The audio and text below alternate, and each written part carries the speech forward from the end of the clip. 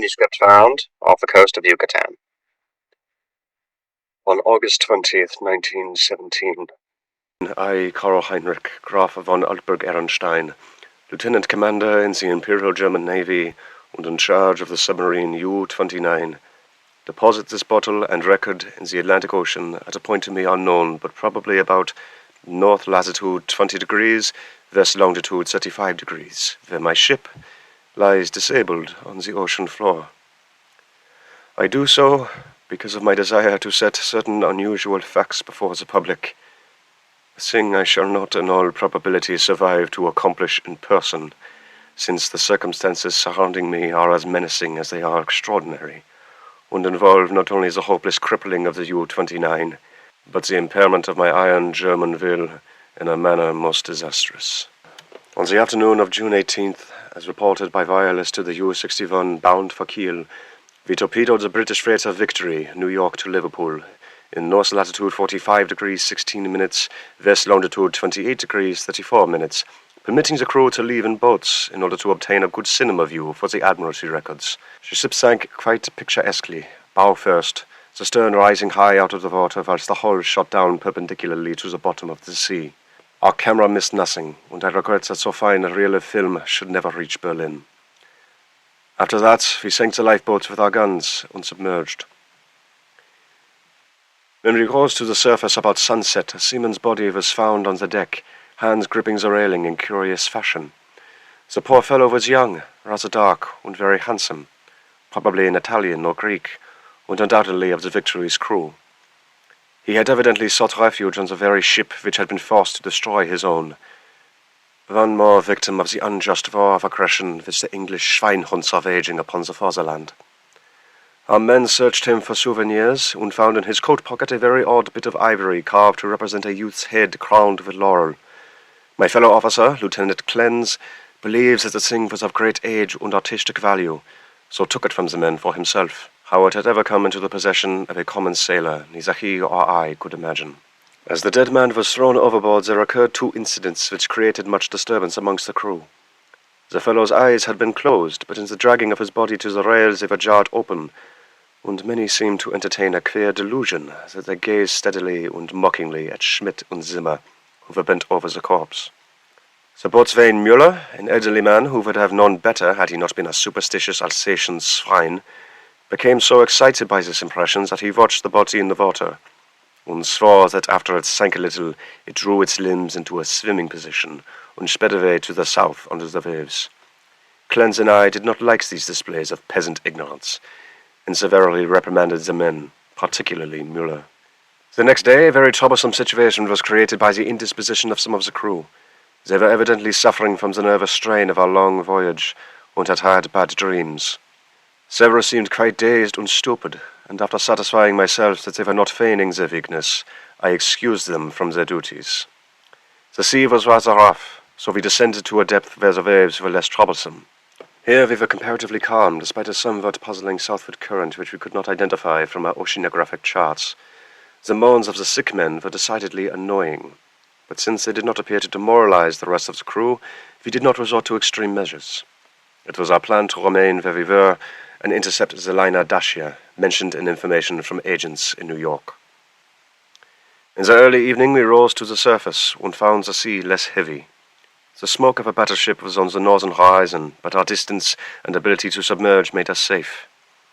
What worried us more was the talk of boatswain Müller, which grew wilder as night came on. He was in a detestable childish state, and babbled on some illusion of dead bodies drifting past the undersea portholes, bodies which looked at him intensely, and which he recognized in spite of bloating as having seen dying during some of our victorious German exploits. And he said that the young man we had found and tossed overboard was their leader. This was very gruesome and abnormal, so we confined Müller in irons and had him soundly whipped. The men were not pleased at his punishment, but discipline was necessary. We also denied the request of a delegation headed by Seaman Zimmer, that the curious carved ivory head be cast into the sea. On June 20th, Seaman Baum and Schmidt, who had been ill the day before, became violently insane. I regretted that no physician was included in our complement of officers, since German lives are precious, but the constant ravings of the two concerning a terrible curse were more subversive of discipline, so drastic steps were taken. The crew accepted the event in a sullen fashion, but it seemed to quiet Muller, who thereafter gave us no trouble. In the evening we released him, and he went about his duties silently. In the weeks that followed, we were all very nervous, watching for the Dacia.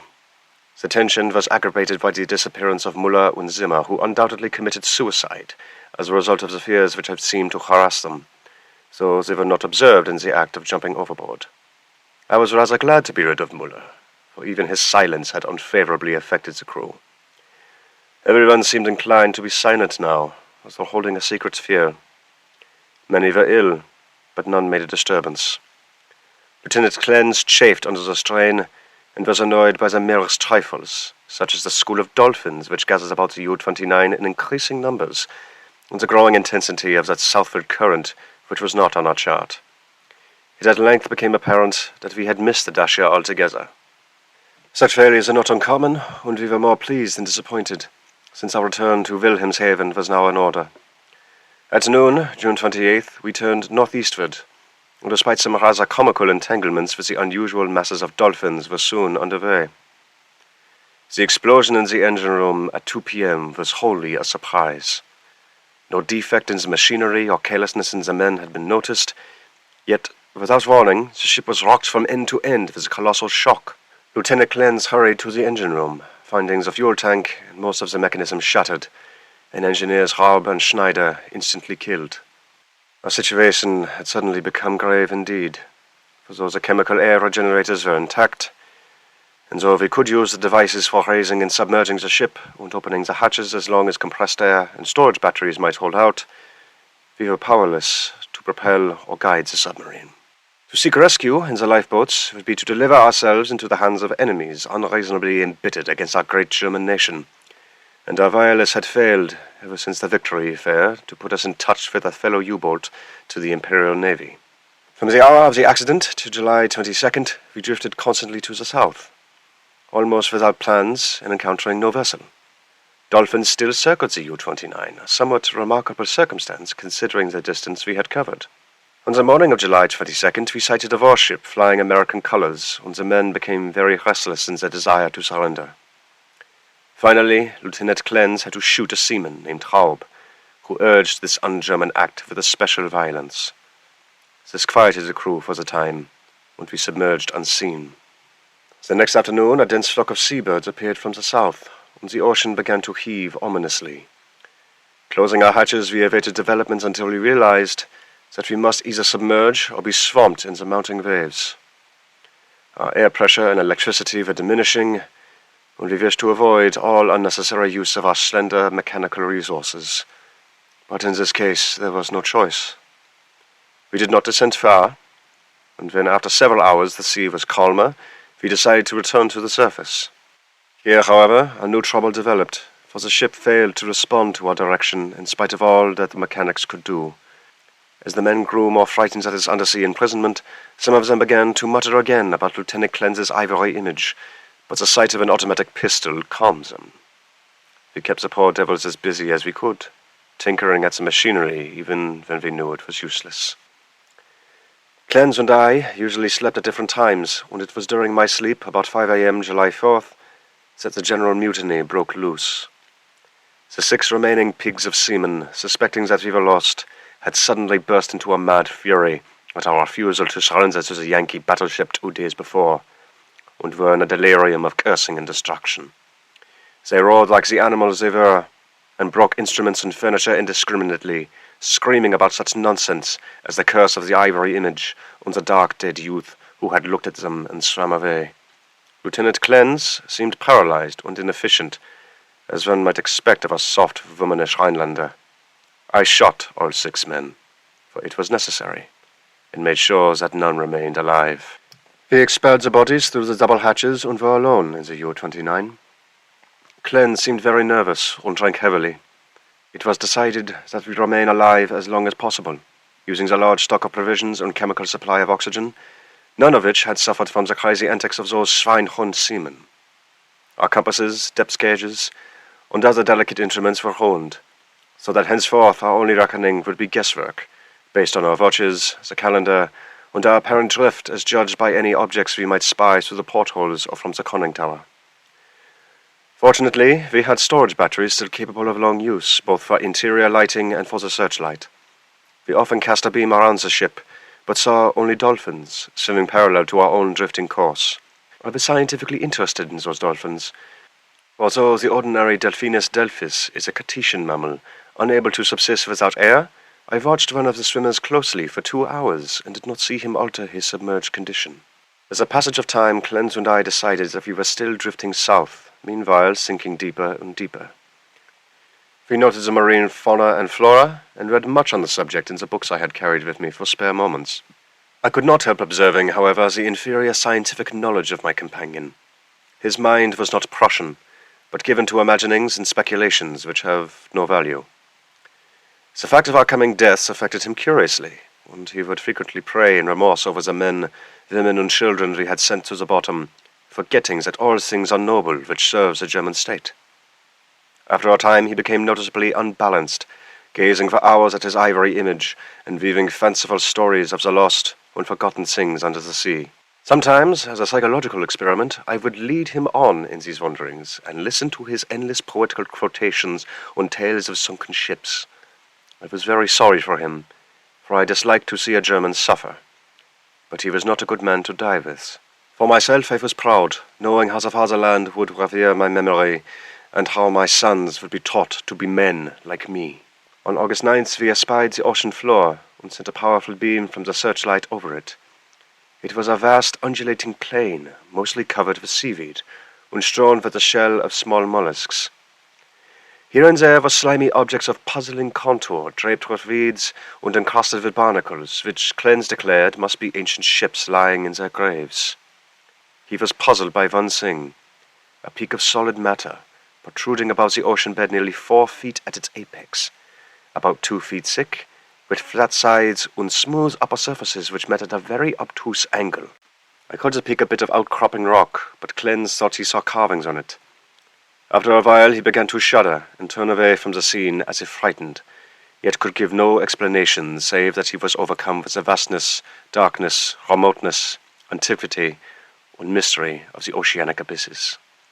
His mind was tired, but I am always a German, and was quick to notice 2 things: that the U-29 was standing the deep-sea pressure splendidly, and that the peculiar dolphins were still about us, even at a depth where their existence of high organisms is considered impossible by most naturalists.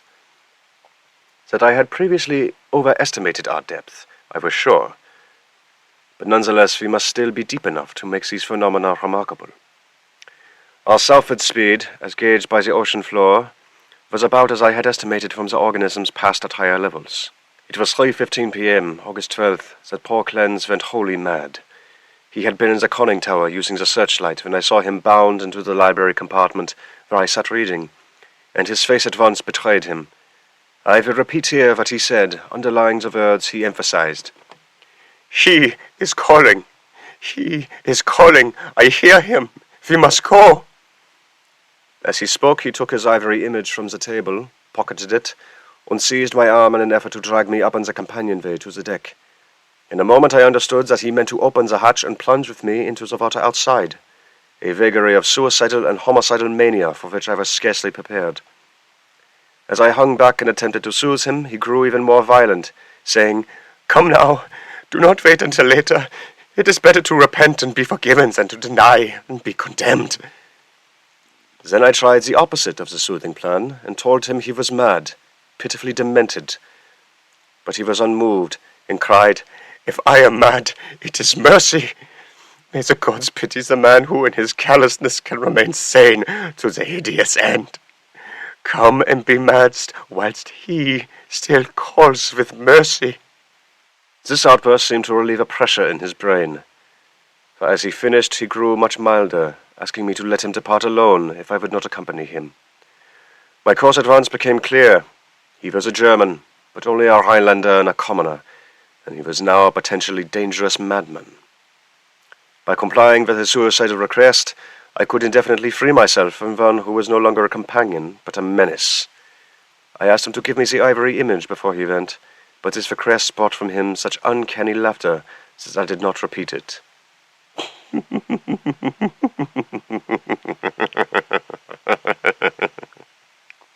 Then I asked him if he wished to leave any keepsake or lock of hair for his family in Germany, in case I should be rescued. But again he gave me that strange laugh.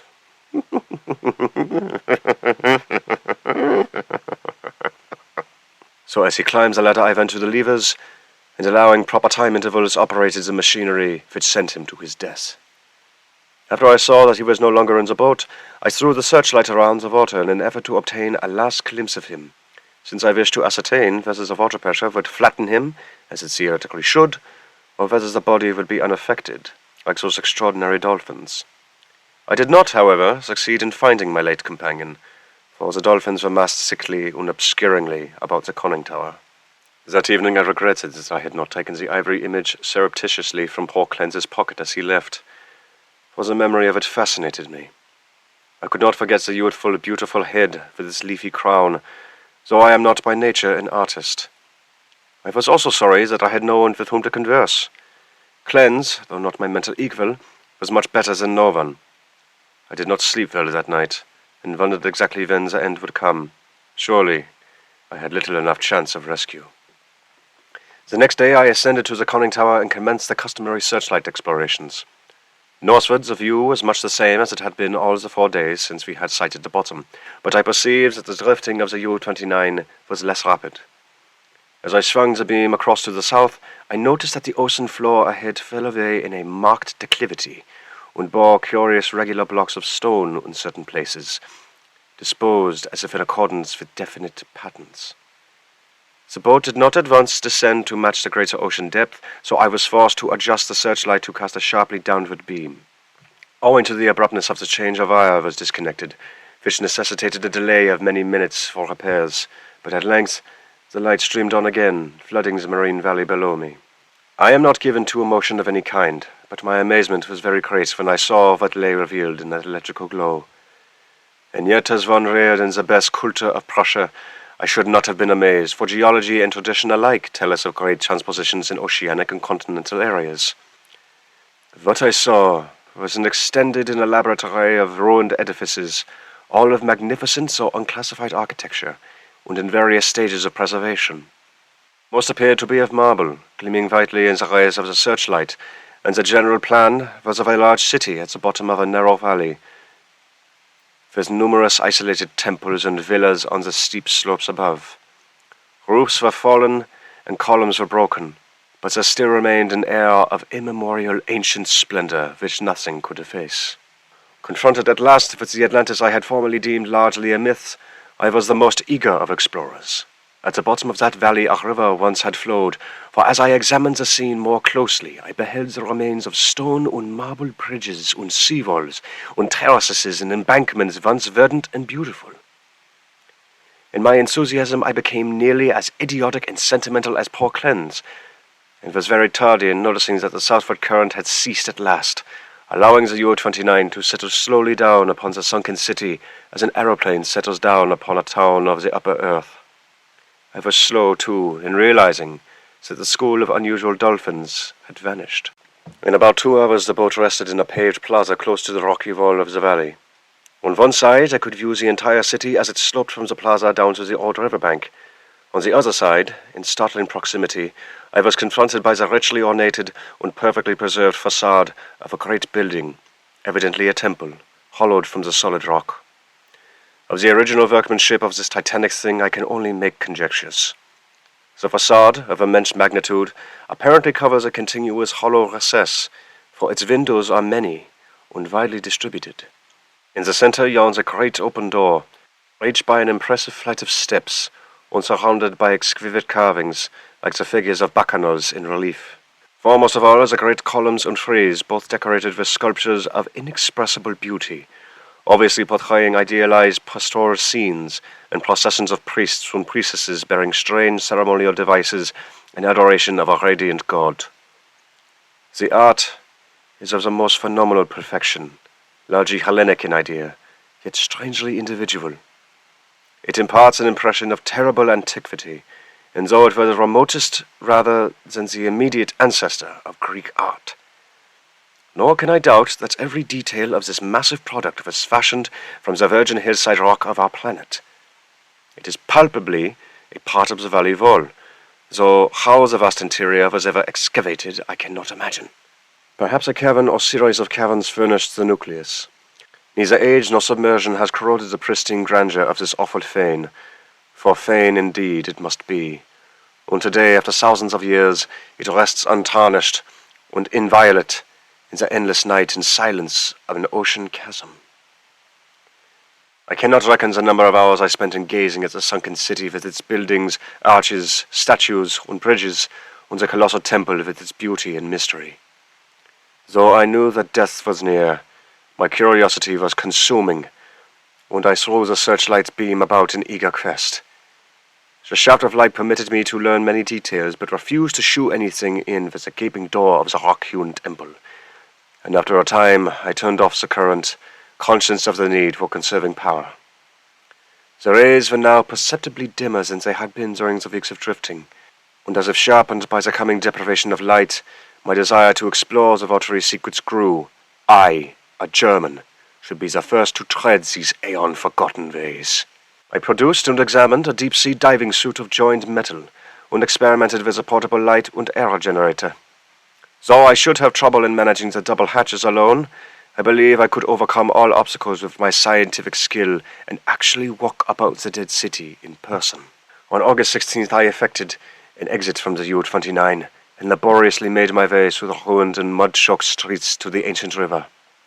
I found no skeletons or other human remains, but gleaned a wealth of archaeological lore from sculptures and coins. Of this I cannot now speak save to utter my awe at a culture in the full noon of glory, when cave dwellers roamed Europe and the Nile flowed unwatched to the sea. Others, guided by this manuscript, if it shall ever be found, must unfold the mysteries at which I can only hint.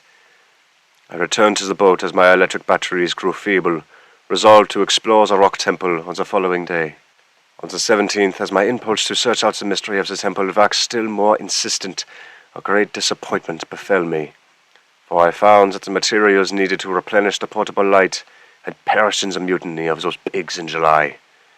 My rage was unbounded, yet my German sense forbade me to venture unprepared into an utterly black interior, which might prove the lair of some indescribable marine monster, or a labyrinth of passages from whose windings I could never extricate myself. All I could do was to turn on the waning searchlights of the U-29, and with its aid walk up the temple steps and study the exterior carvings. The shaft of light entered the door at an upward angle, and I peered in to see if I could glimpse anything, but all in vain. Not even the roof was visible, and though I took a step or two inside after testing the floor for the staff, I dared not go further. Moreover, for the first time in my life, I experienced the emotion of dread. I began to realize how some of poor Klenze's moods had arisen, for as the temple drew me more and more, I feared its aqueous abysses with a blind and mounting terror. Returning to the submarine, I turned off the lights and sat thinking in the dark. Electricity must now be saved for emergencies. Saturday, the 18th, I spent in total darkness, tormented by thoughts and memories that threatened to overcome my German will. Klenze had gone mad and perished before reaching his sinister remnant of a past unwholesomely remote, and had advised me to go with him. Was, indeed, fate preserving my reason only to draw me irresistibly to an end more horrible and unthinkable than any man has dreamed of? Clearly, my nerves were sorely taxed, and I must cast off these impressions of weaker men. I could not sleep Saturday night, and turned on the lights regardless of the future. It was annoying that the electricity should not last out the air and provisions. I revived my thoughts of euthanasia, and examined my automatic pistol. Toward morning I must have dropped asleep with the lights on, for I awoke in darkness yesterday afternoon to find the batteries dead. I struck several matches in succession, and desperately regretted the improvidence which had caused us long ago to use up the few candles we had carried. After the fading of the last match I dared to waste, I sat very quietly without a light. As I considered the inevitable end, my mind ran over preceding events, and developed hitherto a dormant impression which would have caused a weaker and more superstitious man to shudder. The head of the radiant god in the sculptures on the rock temple is the same as that carven bit of ivory which the dead sailor brought from the sea and which poor Klenze carried back into the sea. I was a little dazed by this coincidence, but did not become terrified. It is only the inferior thinker who hastens to explain the singular and the complex by the primitive shortcut of supernaturalism. The coincidence was strange, but I was too sound a reasoner to connect circumstances which admit for no logical connection, or to associate in any uncanny fashion the disastrous events which have led from the Victory affair to my present plight. Feeling the need of more rest, I took a sedative and secured some more sleep. My nervous condition was reflected in my dreams, for I seemed to hear the cries of drowning persons, and to see dead faces pressing against the portholes of the boat. And among the dead faces was the living, mocking face of the youth with the ivory image. I must be careful how I record my awaking today, for I am unstrung, and much hallucination is necessarily mixed with fact. Psychologically, my case is most interesting, and I regret that it cannot be observed scientifically by a competent German authority. Upon opening my eyes, my first sensation was an overmastering desire to visit the rock temple. A desire which grew every instant, yet which I automatically sought to resist, through some emotion of fear which operated in the reverse direction. Next there came to me the impression of light amidst the darkness of dead batteries, and I seemed to see a sort of phosphorescent glow in the water through the porthole which opened towards the temple. This aroused my curiosity, for I know of no deep-sea organism capable of emitting such luminosity. But before I could investigate, there came a third impression, which, because of its irrationality, caused me to doubt the objectivity of anything my senses might record. It was an aural delusion, a sensation of rhythmic, melodic sound, as of some wild yet beautiful chant or choral hymn, coming from the outside through the absolutely soundproof hull of the U-29. Convinced of my psychological and nervous abnormality, I lighted some matches and poured a stiff dose of sodium bromide solution, which seemed to calm me to the extent of dispelling the illusion of sound. But the phosphorescence remained, and I had difficulty in repressing a childish impulse to go to the porthole and seek its source. It was horribly realistic, and I could soon distinguish by its aid the familiar objects around me, as well as the empty sodium bromide glass of which I had no former visual impression in its present location. The last circumstance made me ponder, and I crossed the room and touched the glass. It was indeed in the place where I had seemed to see it. Now I knew that the light was either real or part of a hallucination so fixed and consistent that I could not hope to dispel it. So, abandoning all resistance, I ascended to the conning tower to look for the luminous agency. Might it not actually be another U-boat, offering possibilities of rescue? It is well that the reader accept nothing which follows as objective truth, for since the events transcend natural law, they are necessarily the subjective and unreal creations of my overtaxed mind. When I attained the conning tower, I found the sea in general far less luminous than I had expected. There was no animal or vegetable phosphorescence about, and the city had sloped down to the river was invisible in blackness. What I did see was not spectacular, not grotesque or terrifying, yet it removed my last vestige of trust in my consciousness. For the door and windows of the undersea temple hewn from the rocky hill were vividly aglow with a flickering radiance, as from a mighty altar flame far within. Later incidents are chaotic. As I stared at the uncannily lighted door and windows, I became subject to the most extravagant visions. Visions so extravagant that I cannot even relate them. I fancied that I discerned objects in the temple, objects both stationary and moving, and seemed to hear again the unreal chant that had floated to me when I first awaked.